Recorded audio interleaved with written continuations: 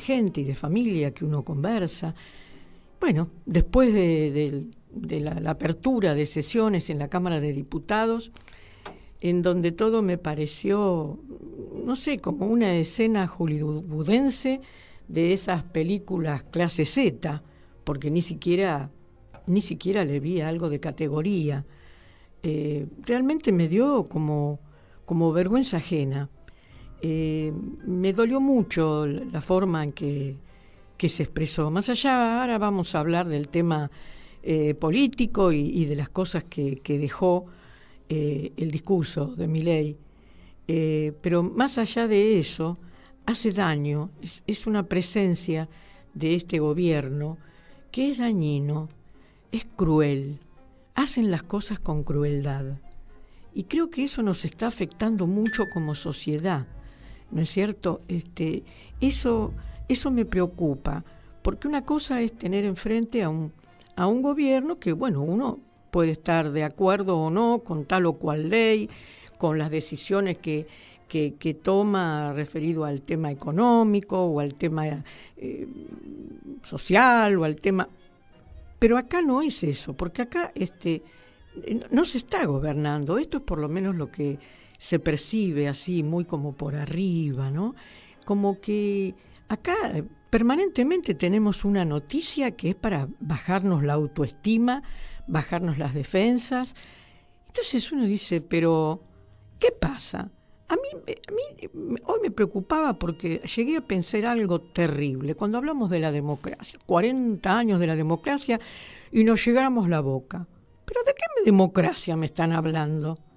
Yo no veo que la actitud del señor presidente de la nación sea muy democrática. Nos quiere imponer absolutamente todo a todos los argentinos y sobre todo a quienes han sido también electos por el voto popular, como fue electo él, que son los gobernadores, y quiere obtener las cosas para su gobierno de la manera que a él se le antoja. No de la manera que está escrita en la Constitución Nacional, no se rige por las leyes, él evidentemente no cree en el Congreso, no cree en la democracia. Bueno, ¿para qué se metió en política? Esto realmente, les digo la verdad, hoy cuando me enteré lo del tema de Telam, que ya que estoy, les mando un abrazo enorme, toda mi solidaridad a todos los compañeros. Esto es una dictadura. ¿Qué falta para que digamos que es una dictadura? No es una dictadura militar. ¿Qué falta? ¿Que haya desaparecidos? Esto pensaba hoy, dije, ay Raquel, es demasiado fuerte lo que estás pensando. Y después dije, y sí, es casi un genocidio social lo que va a provocar esto que está haciendo o que pretende hacer Milei, Sturzenegger, Caputo y toda esa serie de personajes, ¿no es cierto?, que ya han destruido bastante al país durante décadas. Esta nueva cosa que quiere él hacer ahí en Córdoba, el 25 de mayo, este pacto, ¿qué le va a decir a los gobernadores? Si no me firmás esto, no te mando la plata. ¿Qué es esto? ¿Qué es lo que nos provoca todo lo que está haciendo? Y yo dije, sí, porque no sé si es un genocidio social, si hay alguna manera de algún antropólogo o sociólogo que lo pueda ampliar. Pero cuando a la gente no le alcanza para comer, cuando no se le da los medicamentos a los enfermos, cuando no hay plata para ir al médico, y nos morimos, ¿vio? ¿Qué quiere que le diga? Es así de sencillo, ¿no? No hay ninguna acusación tremenda, es simplemente como si fuera la voz del barrio.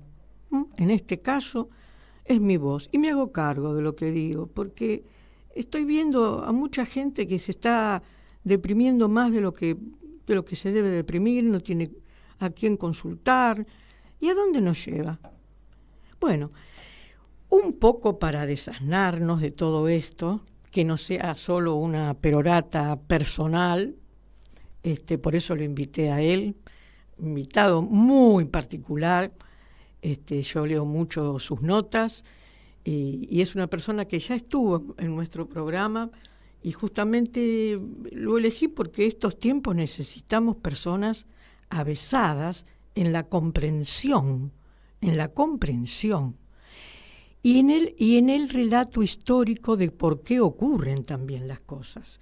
Bueno, él es un médico, usted me deja ahí un médico. Sí, es médico especialista en terapia intensiva, pero además tiene otras cualidades. ¿No es cierto? Él es un militante y es un expreso político. Y les estoy hablando de Daniel Pina. Daniel Pina, es para mí un orgullo tenerte en mi programa. Muchas gracias.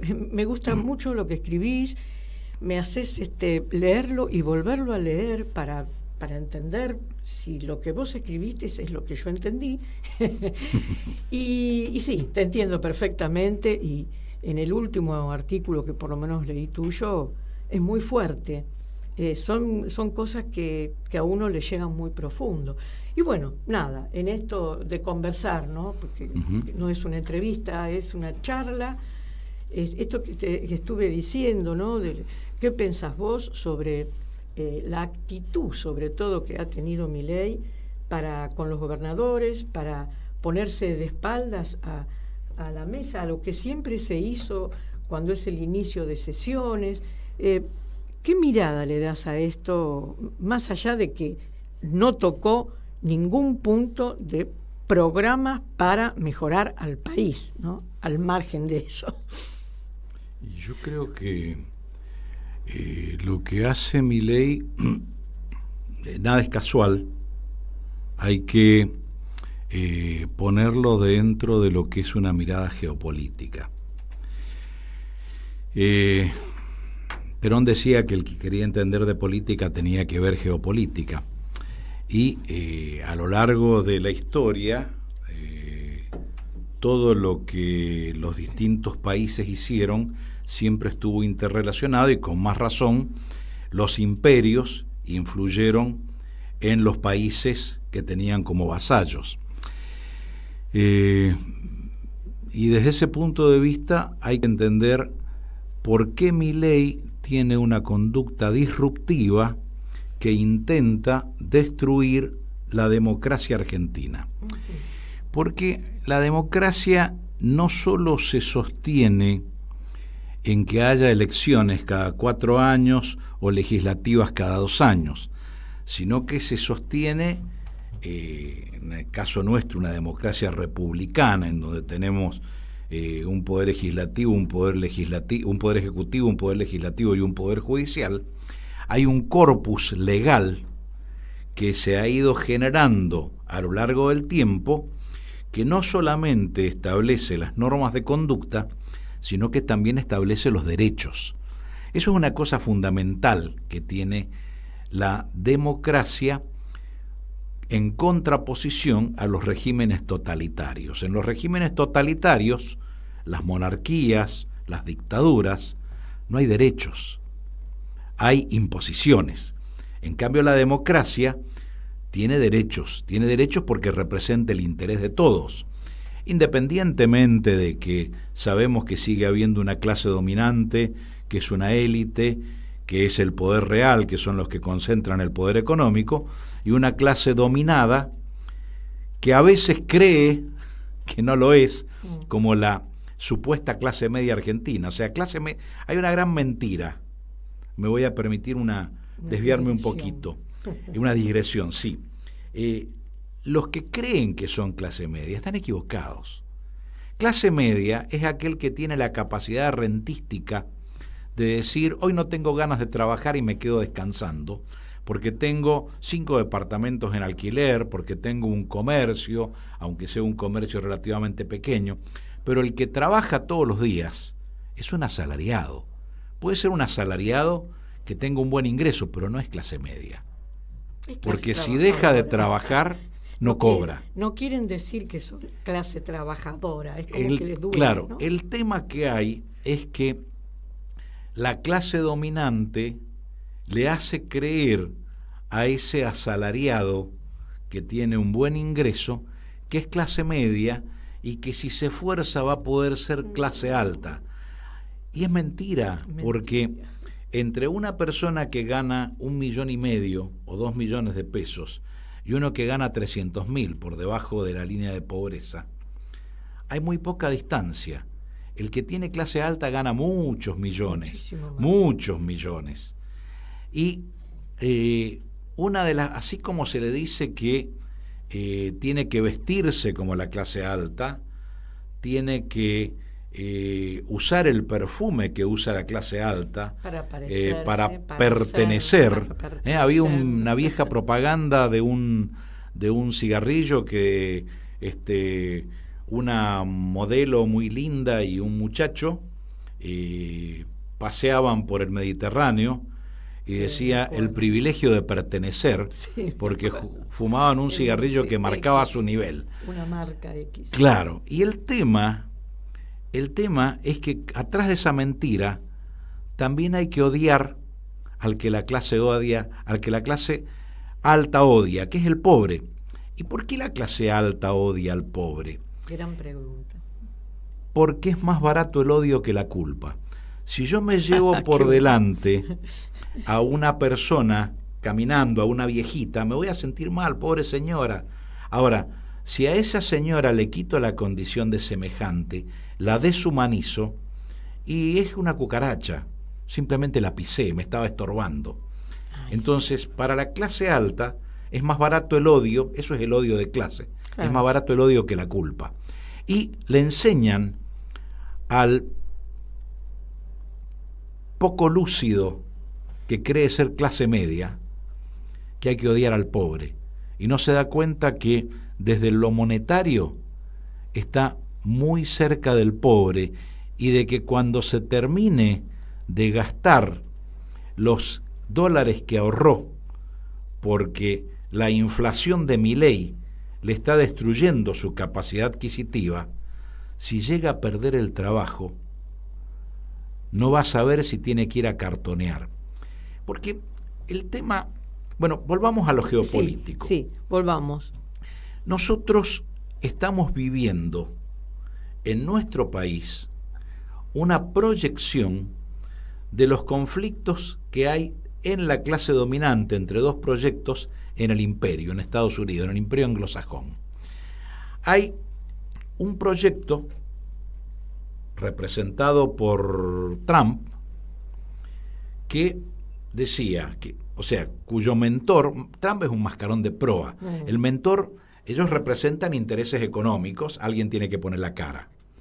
El mentor ideológico era Kissinger, fallecido hace un par de meses. 100 años. 100 años, sí. Este hombre que nos hizo mucho daño a todo el mundo, es responsable de muchísimos miles y miles y miles de muertes, de asesinatos por distintos medios, por las balas, por las bombas o por el hambre. ¿Qué planteaba Kissinger? Decía, se viene un mundo bipolar con China, entonces tenemos que evitar que China se alíe con Rusia, tenemos que conseguir a Rusia de aliado. Todos recordarán que en las elecciones del 2017, cuando Trump gana, justamente las denuncias de los demócratas era que los hackers rusos habían colaborado para que ganara. Ese es un proyecto. ¿Cuál es el proyecto que se opone? El de los demócratas, cuyo mascarón de proa es Biden, que está senil, hablando pavadas, pero como digo, es otro mascarón de proa. No es él, sino los que están atrás, que plantean, no, queremos seguir siendo un imperio unipolar. Después de que en el año 91 desapareció la Unión Soviética, queremos ser los dueños del mundo. Y se resisten a esto. Entonces, ellos son los que generaron, por ejemplo, la guerra de Ucrania. Claro. Porque el enemigo de Biden no era Rusia, era Alemania. Alemania. Claro, porque el gas barato que Rusia le daba a Alemania a través del Nord Stream 1, que era el primer gasoducto, ya había generado que Alemania fuera la locomotora que traccionaba económicamente a la Unión Europea. El Nord Stream 2, que era 10 veces más volumen, más cantidad de BTU, que son las unidades en que se mide el gas, iba a generar un desarrollo industrial tal que iba a generar la independencia económica de la Unión Europea de los Estados Unidos. Eso es terrible. Porque bueno, si Estados Unidos es el dueño de la pelota con la OTAN, es justamente porque es el dueño de la economía. Después de la Segunda Guerra, a partir del plan Marshall, ellos se adueñaron de todo, porque fueron los que menos pérdidas económicas y en vidas humanas tuvieron, y fueron los que les prestaron la plata a Inglaterra y a Francia para la guerra y después para la reconstrucción. Entonces, obviamente son los que la OTAN, ellos tienen la sartén por el mango.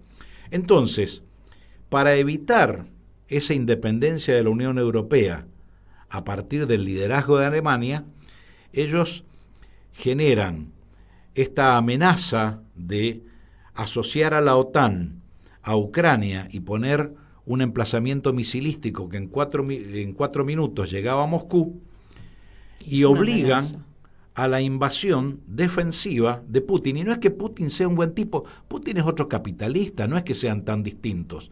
Pero ¿qué logran con esto? Estaba por inaugurarse el Nord Stream 2, estaba por cortar la cinta de inauguración. Y obviamente, aparte, Olaf Scholz fue cómplice de ellos en contra de su propio pueblo, de su propio país. Ahora, ¿qué ocurre con esto? ¿Por qué digo que nosotros estamos viviendo la dramatización? Estados Unidos viene retrocediendo después de una serie de fracasos en Asia, y un tigre herido es más peligroso que un tigre sano, porque se está defendiendo. Sí. Entonces quieren hacerse cargo de su patio trasero, que es América Latina. Y el tema es, ¿qué pasa con esto? Materias primas. En el año 1973 se produjo la primera reunión de la Trilateral Commission, en donde se reunieron la banca norteamericana, la banca europea y por primera vez la banca japonesa. Todo esto surgió como consecuencia de la finalización de los acuerdos de Bretton Woods, que daban la convertibilidad del dólar en oro, como consecuencia del surgimiento de la Organización de los Países Exportadores de Petróleo, que le quitó a las petroleras norteamericanas, inglesas y holandesas la posibilidad de fijar el precio de barril de petróleo. Y esto que desde lo logístico lo organizó Vinny Brzezinski, que después fue canciller de Carter, dijo que era para evitar el chantaje del tercer mundo, como si el tercer mundo pudiera tener alguna influencia. Entonces, ¿ellos qué plantearon? El miembro relator, en la primera reunión, que fue en junio de 1973, dijo: tenemos que evitar que los países en los que tenemos influencia, esto que tenemos entre influencia comillas, tendría que estar entre comillas, se desarrollen industrialmente, porque en el año 2000 el combustible van a ser los alimentos. Tienen que seguir siendo productores de materias primas. Sí. Y no se privó de decir a como dé lugar. Ahí nació el Plan Cóndor. Ahí se dieron todos los golpes de Estado. Ahora, eso fue el nacimiento del neoliberalismo desde lo geopolítico, y fue el nacimiento del Plan Cóndor como plan represivo. Pero... En el 75, 2 años después, el miembro relator fue el barón Rothschild, que es el líder del Club de París. ¿Y qué planteó? Ha desaparecido el sentido de las fronteras políticas, o sea, de los estados. Eso hace rato el mundo, lo están haciendo. Claro, el mundo debe ser gobernado. El mundo debe ser gobernado por las corporaciones multinacionales, o sea, el anarcocapitalismo. ¿Y qué es este muchacho que tenemos de presidente? Un empleado. Ahora, sí. ¿Cómo llega él a ser empleado? Lo interesante de esto es que después que Macri pierde las elecciones con la dupla Fernández-Fernández, obviamente, si bien no es que Alberto Fernández nos haya defendido demasiado, pero el imperio quería retomar totalmente el poder. Entonces ellos tenían como candidato a Larreta, era su plan A. Pero siempre estaba el problema del peronismo. ¿Cómo hacemos para que Larreta tenga más votos? Inventamos un método para correr el tablero hacia la derecha y que parezca que Larreta es de centro. Entonces inventan a un personaje llamativo, bizarro, grotesco, Es un grotesco. que es poseedor de un trastorno de personalidad antisocial, un sociópata, que es el que no puede contener la ira y que grita desaforado, que es Milei. Entonces lo ponen a él en los programas de televisión de los multimedios que el imperio maneja, que la embajada maneja, y se pone a hacer escándalo para correr el tablero a la derecha, como digo, y que parezca que Larreta es de centro. Así le roba votos al peronismo. ¿Qué ocurre en el medio? Y ocurre que en el conflicto entre Fernández, entre Cristina y Alberto, se produce la renuncia de Guzmán, y cuando Guzmán renuncia se gatilla una inflación muy importante. Ya estábamos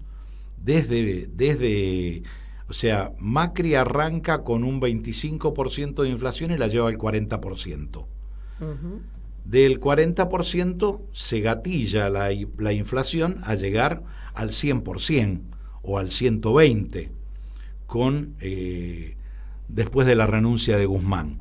Y en ese momento, ¿qué ofrece la embajada?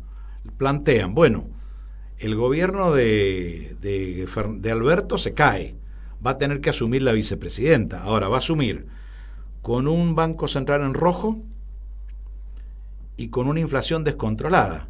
El peronismo desaparece. ¿Qué le ofrezco, señora?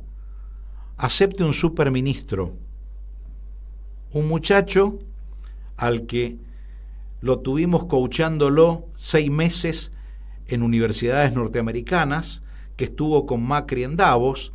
Acepte a Massa, que él puede llegar a solucionar la cosa como ministro de Economía.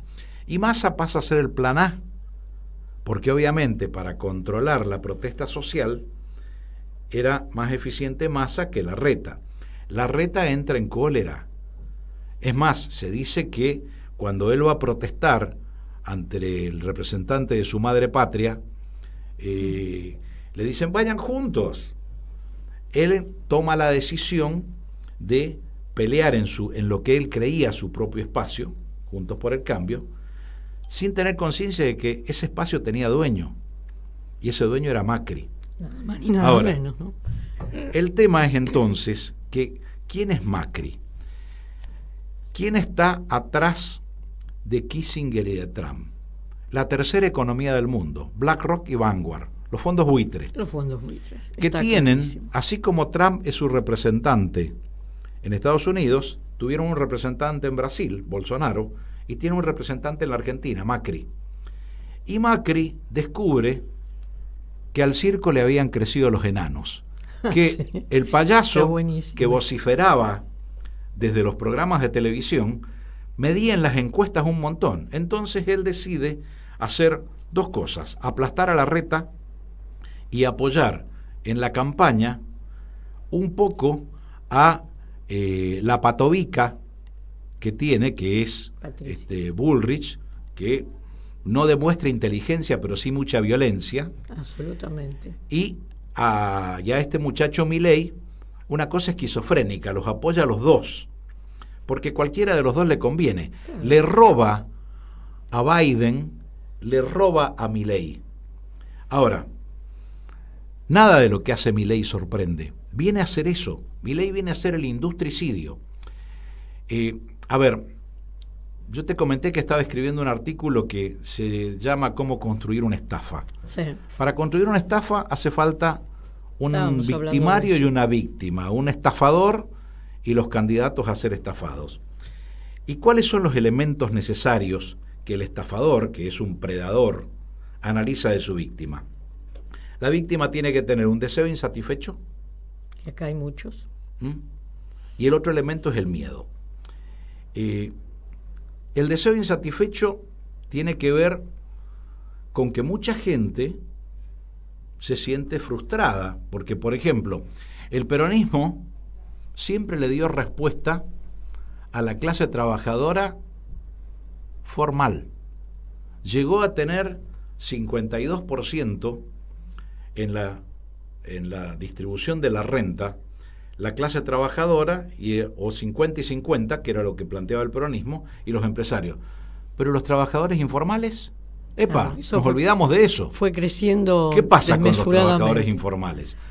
Ha crecido el número. Exacto. Y esos no ganaban el 50, ni el 52, ni el 48. Ese fue parte de la pérdida del peronismo. Exactamente. Eso fue lo que justamente ocasionó que en esta oportunidad las generaciones nuevas, digamos, que no vivieron ese peronismo del 50-50, sino que vivieron, que tienen 30 años, 40 o 25 o 20, dicen, bueno, el gobierno de Alberto no fue un gobierno peronista. Ahí tenemos un deseo insatisfecho. Por supuesto. Y por otro lado, tenemos otro deseo insatisfecho a partir de gente que vio que muchos políticos que vivían en el barrio pasaron a vivir en el barrio privado.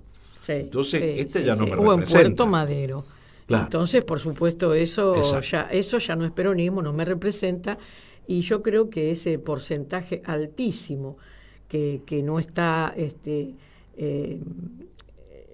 que es autónomo, digamos, y no está registrado, los cartoneros o montones de trabajos que hay, esa gente cada vez se ha crecido más. Y habrá dicho, bueno, ¿qué me ofrecen? Este otro me está ofreciendo que va a romper todo, que va a romper con la casta, que va a romper...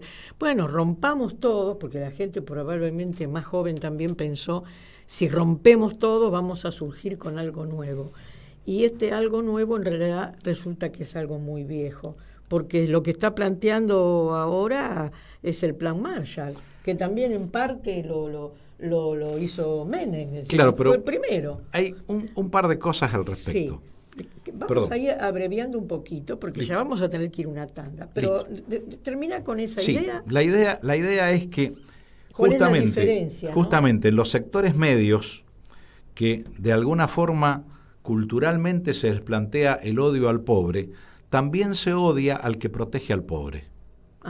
Entonces, ahí hay otro deseo insatisfecho. Esta cosa de que el piquetero no ocupe la calle, todo eso. Y después está el miedo. El miedo es otro condicionante. El estafador logra ser víctima al estafado cuando le dice, mirá que te va a pasar tal cosa, entonces yo te voy a proteger. Las redes están llenas de estafas que abusan del deseo. Desde la potencia sexual de los señores mayores, que va a ser maravillosa con tal cosa, desde adelgazar en una semana, aprender un idioma en 2 días. Todo sin esfuerzo. Todo sin esfuerzo. Rápido. Y el estafador ve todo eso. Entonces, una gran estafa fue, por ejemplo, el síganme que no los voy a defraudar. Tal cual. Y la convertibilidad, porque destruyó la industria. Y nosotros pasamos de tener un 6% de desocupación a tener más de un 20% de desocupación, porque inclusive cuando vino de la Rúa hubo una continuidad con lo de Menem.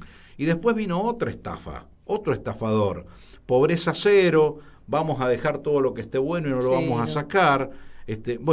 Así estamos. Esto, en este momento, es un estafador que miente, porque el otro elemento del estafador es la mentira. Y la mentira tiene que tener siempre algo de verdad para poder ser verosímil. Hay inflación, va a ser el 15.000%. Una locura. Fuimos la primera potencia del mundo. Mentira, ni la primera, ni la segunda, ni la tercera. En el 1900 éramos la decimotercer Producto Bruto Interno del mundo. Y además, con uno de los países más desiguales, con un 80% de pobres. O sea que es una mentira esa riqueza. Riqueza para los pocos, pero miseria para los muchos.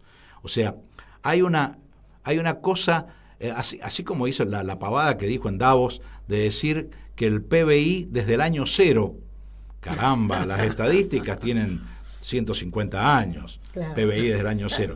Es un mentiroso serial. Entonces, es un estafador. Esto es un estafador. Bueno, es interesante la lectura y todo este recorrido que hemos hecho. Ahora vamos a hacer una pequeña tanda y vamos a escuchar un tema, que es un tema de Arturo Jauretche, que hace mucha referencia a don Hipólito Yrigoyen, porque se trata de aquella época. Y presten ustedes atención a la letra y a la reflexión, ¿no? A la reflexión a todos los radicales. Pero también por eso lo elegí. Se llama El paso de los libres, de Arturo Jauretche.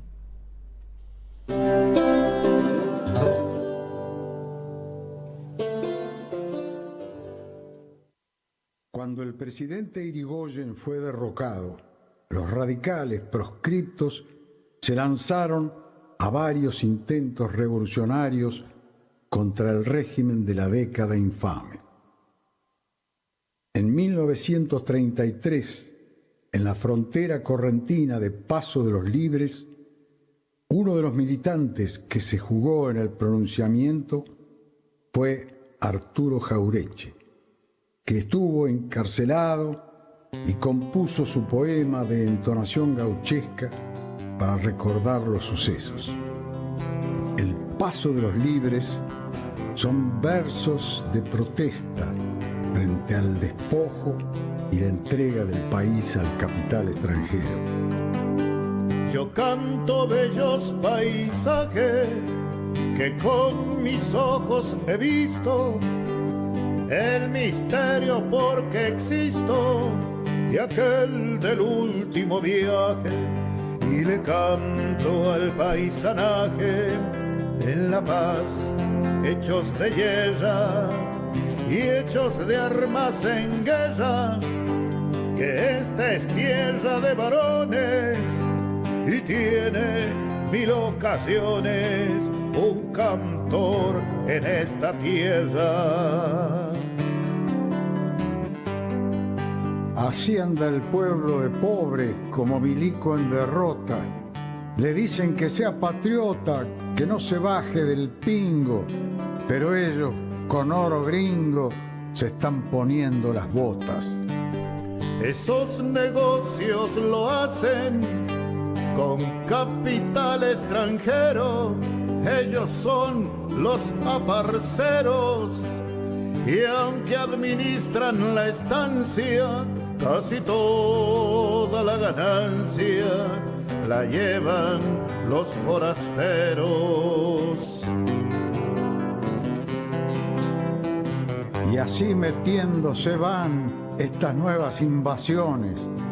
El oro de otras naciones hace conquistas sin guerra, y ahora ocurre que en la tierra hay pueblos que están de piones.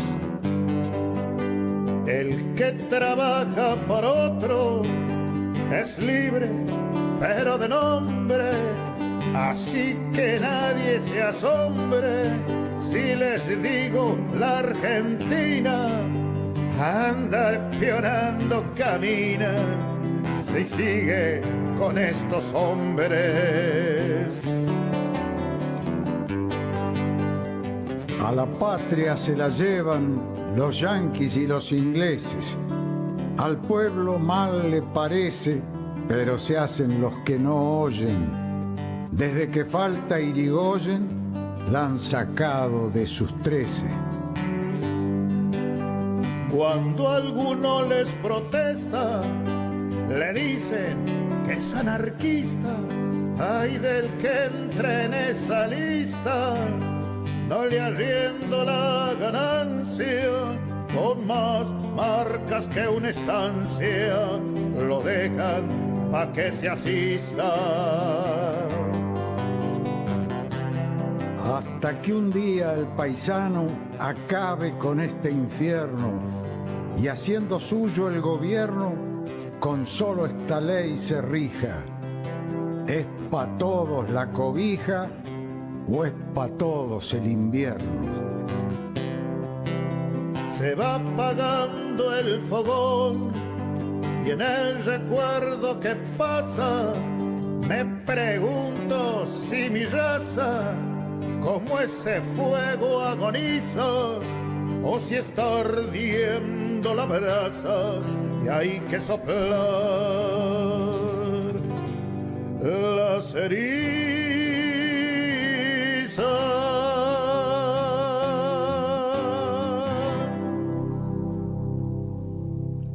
Bueno, acaban de escuchar, estamos repitiendo historia, ¿no es cierto?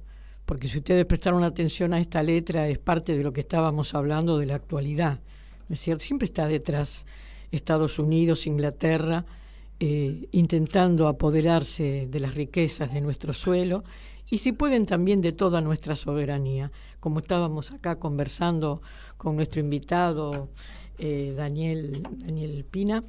Y bueno, les quiero comentar ahora que después de este tema, y vamos a Daniel, vamos a escuchar ahora a otro invitado, ¿sabes? Excelente. Tenemos un invitado muy escucharlo. especial, Sí. que es Horacio Robelli, que él es economista. Así que te damos la bienvenida, Horacio, a nuestro programa Somos Grandes. Acá estamos con Daniel Pina. Y bueno, te queríamos hacer algunas consultas después de estas sorpresas que nos lleva nuestro presidente Milei. ¿Cómo estás vos? Bueno, muchísimas gracias por la comunicación. Saludos a vos, a Daniel y a todos los amigos de la radio. Bueno, muchas gracias. Sorpresa, no sé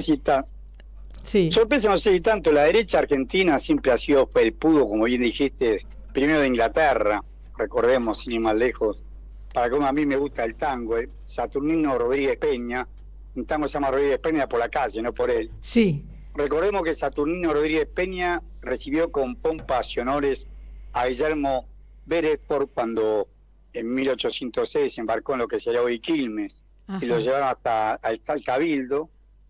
Y las mujeres le llevaban en bandeja de plata, llevaban empanadas y las cosas que preparaban en esa época. Sin embargo, el pueblo lo sacó a agua y a hacer hirviendo. O sea que la derecha nuestra sí. siempre ha sido felpudo del poder, sobre todo del poder extranjero. Como bien dijiste, Inglaterra en su momento y ahora Estados Unidos y el capital financiero internacional. Será largo el rosario. Podemos recordar que en 1824, cuando el gran Simón Bolívar llamó al Congreso de todos los pueblos hispanoamericanos, en lo que hoy en día sería la ciudad de Panamá, en la Argentina estaba de gobernador Martín Rodríguez y su primer ministro era Bernardino Rivadavia, y nosotros no enviamos a nadie. No Brasil, que estaba bajo el imperio portugués, pero los países que nos independizamos de la colonia española, se llamaba el Congreso Anfitriónico en 1824 y la Argentina tampoco envió a nadie. Será largo rosario de las claudicaciones y cobardía de la derecha, en su momento oligar, que cayó directamente dependiente del capital extranjero. Así es. Bueno, acá estábamos conversando justamente con Daniel Pina, lo que representa Milei y por quiénes está respaldado, ¿no? Pero yo te quería preguntar, ¿cómo ves vos cómo ves el tema de la economía, de lo que está pasando hoy? Porque aparentemente la economía tampoco funciona, está todo parado. Lo que él dijo en su discurso fueron mentiras o blasfemias sobre la oposición, pero no presentó ningún plan de gobierno como para que el país produzca, se enriquezca. ¿Vos cómo tomaste las palabras que mencionó o el discurso que hizo Milei en la apertura de sesiones, Horacio? Tal cual lo está diciendo vos. No va a haber nunca un proyecto ni un programa de gobierno ni nada por el estilo, porque ellos lo que hacen es que sea el mercado el que determina. Ya viene también de vieja data. Recordá cuando un viceministro en la época de Martínez de Oz dice que el mercado va a decir si producimos aceros o caramelos. Al final no se produjo en ningún lado de cosas. Acá pasa lo mismo. No hay ningún tipo de estímulo ni a la construcción, ni a la industria. Reducen el gasto público, se cae el nivel de actividad, se reduce el comercio. El comercio, la industria, el sector público y la construcción son los que más mano de obra emplean. Claro. Vos tenés el grueso de la mano de obra, la emplea. Fíjate que Asindar, que es una empresa belgo-inglesa, pero es una empresa productiva, belgo-inglesa, Asindar va a parar a partir del 15 de marzo hasta el 15 de abril, va a parar su planta. Ellos producen alambre grueso, que es la estructura del hormigón. Claro. Como la construcción está parada, están sobreestoqueados, no tienen para qué van a producir si no pueden vender el stock que tienen, porque desde que llegó Milei se paralizó no es que venía bien antes, pero se agravó con Milei, se paralizó la construcción y sobre todo la obra pública. Y eso hizo que se cayera la demanda de cemento, de cal, de arena, pero también del alambrón, que es la estructura del hormigón, y por eso que Asindar tiene que parar su fábrica 15 días, enviar a los trabajadores a su casa y pagarle la mitad del sueldo, porque no puede producir porque está sobreestoqueado. Y lo que le pasa a Asindar, en mayor o menor medida le pasa a las industrias automotrices, a toda la metalmecánica y por supuesto a todos los talleres y a todos los distintos eslabones de la cadena del proceso productivo. Eso en lo que hace a la industria y la construcción.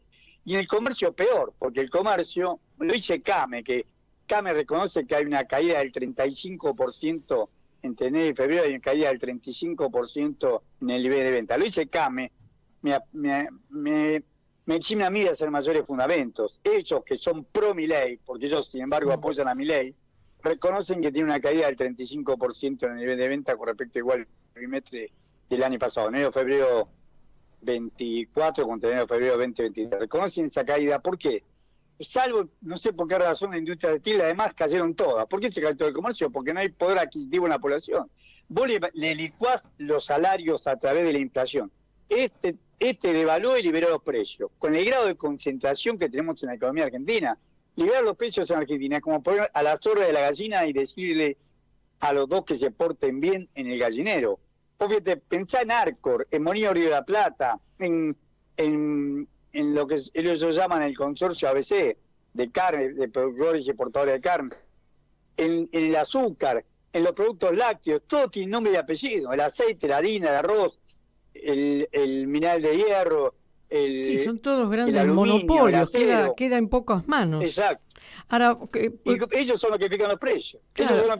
Ellos fijan los precios. Cuando pueden vender, fijan los precios. Y si no, venden afuera. Porque claro, la ellos no tienen Milei, problemas. Dice, sí. Ellos no tienen, pero nunca van a tener problemas. Ahora, ¿cómo ves vos? ¿Cómo se puede continuar un gobierno? ¿Cómo va a seguir el gobierno si económicamente estás planteando que cada vez hay menos producción, va a haber, hay menos consumo, se caen los salarios?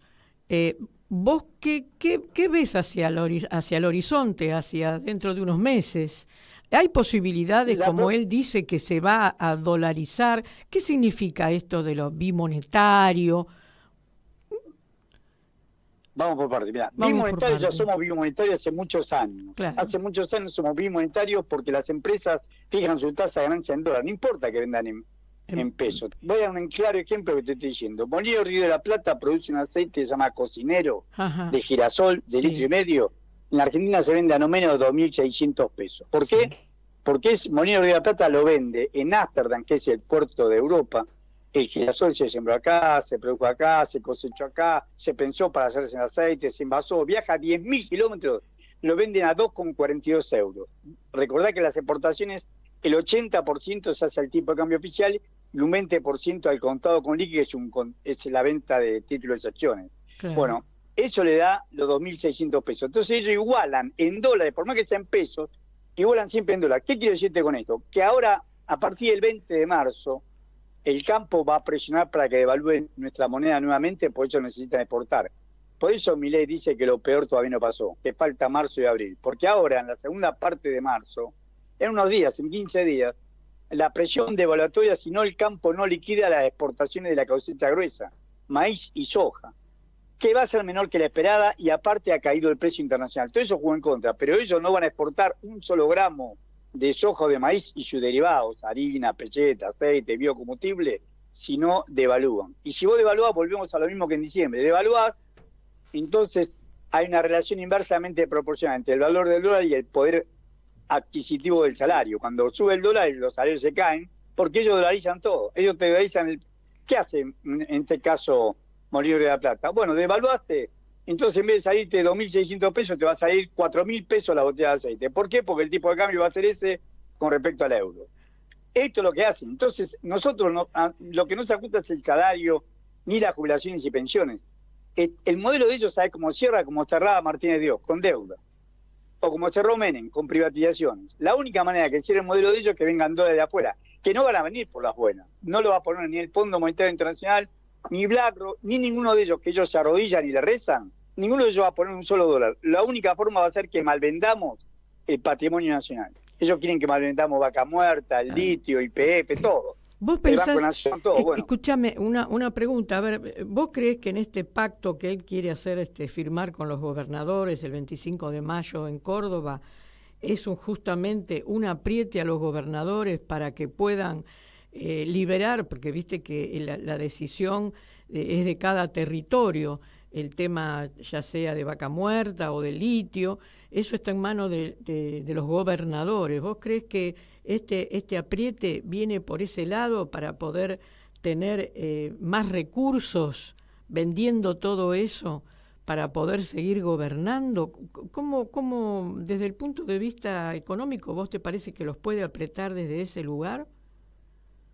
Es lo que intenta hacer. Es lo que intenta hacer, y aparte pateó la pelota para adelante. Fíjate que lleva recién 74 días de gobierno y mirá los conflictos que tiene. Sí. Tiene conflicto con la gente, tiene conflicto ha cerrado Telam, cierra Chapadmalal, o sea, hace lo que quiere y tiene conflicto con la población, conflictos evidentes e inminentes con la población. Y sin embargo, él continúa adelante y pretende que las provincias se le subordinen. La provincia, no es un país federal, es un país unitario donde todas las provincias, en mayor o menor medida, dependen de la coparticipación federal de impuestos, dependen de la ayuda del Estado Nacional. Ahora, esto se corta por la goma débil. Va a haber eclosión social. Él se cree emperador y cree que la provincia de Buenos Aires y conurbano bonaerense no le pertenece a Milei. Cuando estalle a Milei, la gente sí lo va a putear a Kicillof, pero también lo va a putear a Milei. Porque Kicillof en el discurso de hoy lo dijo claramente: yo estoy en la antípoda de este modelo. No voy a firmar ese pacto, no estoy de acuerdo con esto, no estoy de acuerdo que me saquen el PODIN, no estoy de acuerdo con que me saquen el Fondo de Compensación del Interior, que era el fondo para el transporte del interior de la provincia. No estoy de acuerdo que me saquen el Fondo Fiduciario de Apoyo a la provincia de Buenos Aires. No estoy de acuerdo en empobrecer mi provincia. Yo no voy a firmar ningún pacto. Lo dijo hoy en el discurso de inauguración de las sesiones ordinarias en el Congreso de la provincia de Buenos Aires, Kicillof. Y lo mismo dijo estas declaraciones el gobernador de La Pampa hoy esta mañana, diciendo que ese pacto es lo que está contando vos, es la sumisión de las provincias, que no hay que imponer, que un pacto significa un acuerdo. Exacto. Un acuerdo significa que vos vas con una posición y yo con otra, no que te imponen. Es más, les amenaza que primero tienen que aprobar el DNU, primero tienen que, o no rechazarlo al DNU, ya lo tiene rechazado.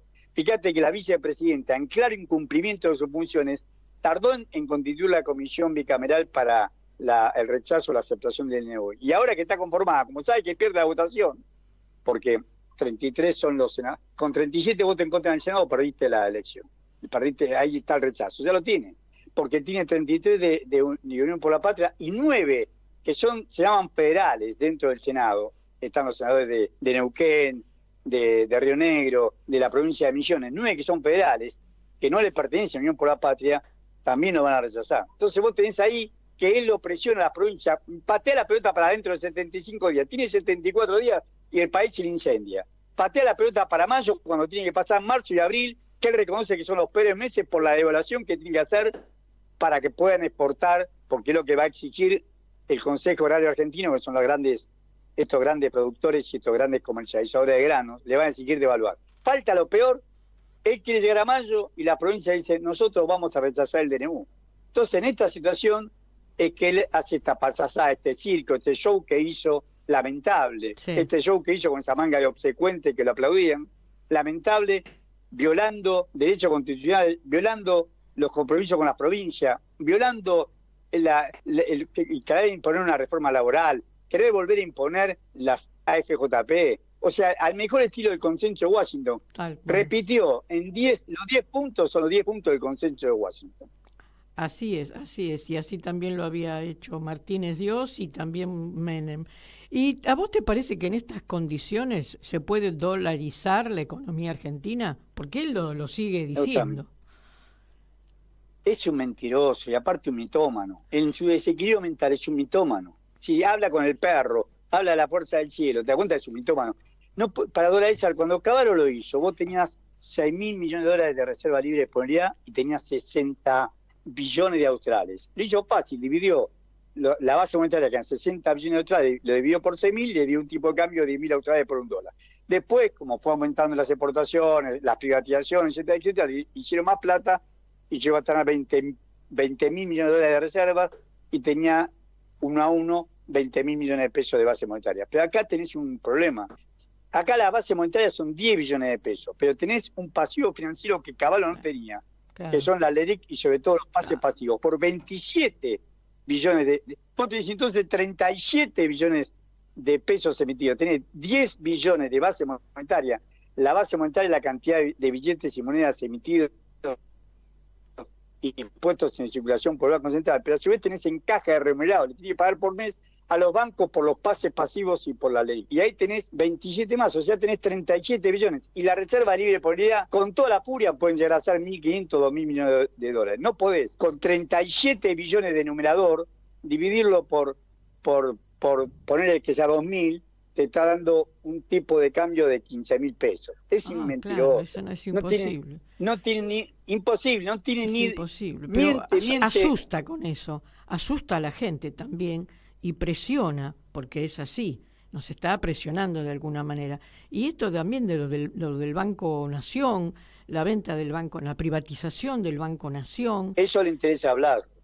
Blarro lo que le interesa es quedarse con Vaca Muerta, por eso la tiene Papa Energía, quedarse con el litio, por eso están las empresas Liven, que tiene participación Blarro, quedarse con el grano, tiene participación en Viterra, la fusión entre Glencore y Bunge, quedarse con lo más importante para nosotros, y no pagarlo él, lo quiere financiar con el ahorro nacional, por eso quiere quedarse con el Banco Nación, porque de esa manera se lo financia con el ahorro de los argentinos. Esa es la jugada, pero eso le interesa hablarlo. Volvemos de vuelta a Saturnino Rodríguez Peña, que le abría la puerta y lo alababa como si fuera... Claro, habían triunfado en Trafalgar, recordemos que en 1805 la Armada Española quedó destruida en Trafalgar, la Armada Invencible llamaban más por el tiempo que por los ingleses, pero los ingleses quedaron dueños del Peñón de Gibraltar, es así que todavía tiene una base inglesa ahí. Claro. Peñón de Gibraltar, o sea, ellos habían triunfado en Trafalgar y eran los dueños de los mares. Entonces, ¿qué hizo? La resolvió fácil Saturnino, en esa posición, la casa que tienen,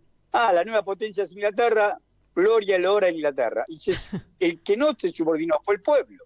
El pueblo les quemó vivo en aceite y en agua hirviendo. Y la reconquista, el 12 de agosto, cuando yo era chico se celebraba heroicamente, era peleado. Exactamente, el 12 de agosto, donde ese prócer que tuvimos nosotros, que fue Santiago Lenier, fue a lo que hoy en día es Uruguay a juntar gente para cruzar el charco y sacar a los ingleses de Buenos Aires. Una gran epopeya. Es peor. Es una gran epopeya. Una gran epopeya. Es peor. Lo meten preso y lo mandan a Luján. Y en Luján el Saturnino Rodríguez Peña y varios de los conservadores de esa época lo liberaron y se fue a Portugal. Era socia contra España. Portugal era socia, era un imperio que se subordinaba a Inglaterra. Se fue a pelear para el reino de Portugal en Brasil. Es peor, en Tacuarembó, yo estoy hablando de 1806 que lo liberan. En Tacuarembó, en enero de 1820, el que dirigió la batalla no fue el barón de la Cor, fue Guillermo Beresford, porque el que sabía de artes marciales, artes militares, era Guillermo Beresford. Él era el segundo de campo, pero en realidad fue el primero, fue el que dirigió la batalla contra ese otro héroe que tuvimos nosotros, que fue José Gervasio Artigas. Claro. Tacuarembó, la sangre que corrió en Tacuarembó, lo liberaron los conservadores nuestros. Por eso digo, está lleno de traiciones. Está lleno de traiciones. Mira, vos sabés que... Sí, acá estoy con Daniel. Horacio, y te quiere saludar. Además de querer saludarte, te quería recordar también que el jefe de la aduana de Buenos Aires, José Alfredo Martínez de Hoz, de aquella época, fue el que también se puso al servicio de Beresford. El tatarabuelo del que sufrimos en la dictadura militar. Así que acá estamos. Todos ellos lacayos del imperio inglés. Y así estamos. Y estos, los que están ahora, son lacayos del imperio norteamericano y del capital financiero internacional. Así es. Esta es la situación hoy. Bueno, realmente hoy tenemos un programa, mira, que casi no hice preguntas, porque es tan apasionante escucharlo a ustedes dos. Y bueno, yo le decía antes a Daniel que a mí me gustaba tener así invitados que hablen con esa pasión, porque a mí me gusta escucharlos, porque yo también soy una apasionada, pero tenemos que ir cerrando el programa, Horacio. Así que yo espero que en otro momento puedas también venir acá al piso. Pero cuando vos me invitás y yo voy. Y te agradezco siempre la gentileza que tenés para conmigo, también a Daniel. Y es verdad, nuestra historia ha sido siempre historia de traiciones. Exacto. Pero hemos sabido salir adelante y acá también. Y vamos a salir adelante. Un detalle más con respecto al conflicto con los gobernadores. Ojo con los intentos de balcanización que siempre el imperio inglés, o sea, el imperio anglosajón, en sus dos versiones, ha tratado de conseguir la balcanización. No olvidemos que Uruguay es una consecuencia de eso. Seguro, totalmente de acuerdo. Divide y reinarás, era la frase la Cancillería inglesa. Exacto. Y eso es lo que hacen. Y También lo es están cierto. logrando de a poco, pero no contaron que acá hay argentinos de verdad. Bueno, les tengo que agradecer profundamente a los dos, a Daniel Pina y a Horacio Robelli, por este rato que nos han hecho pasar, dando tanta información, tanta opinión, tanto conocimiento a todos nuestros oyentes de Radio Caput. Así que muchísimas gracias, Horacio, muchísimas gracias, Daniel.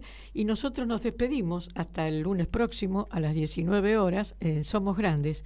Muchísimas gracias. Muchísimas gracias. Muchísimas gracias a ustedes dos. Gracias. Muchas gracias a vos.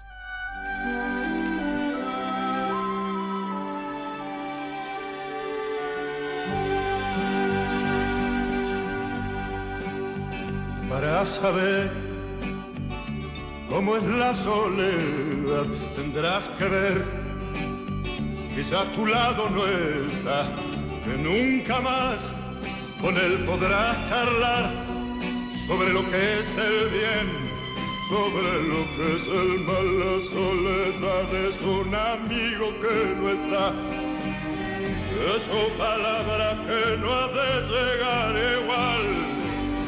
Es que sus sueños son luces en torno a vos y te das cuenta que ya nunca demoré al observar cómo muere la flor.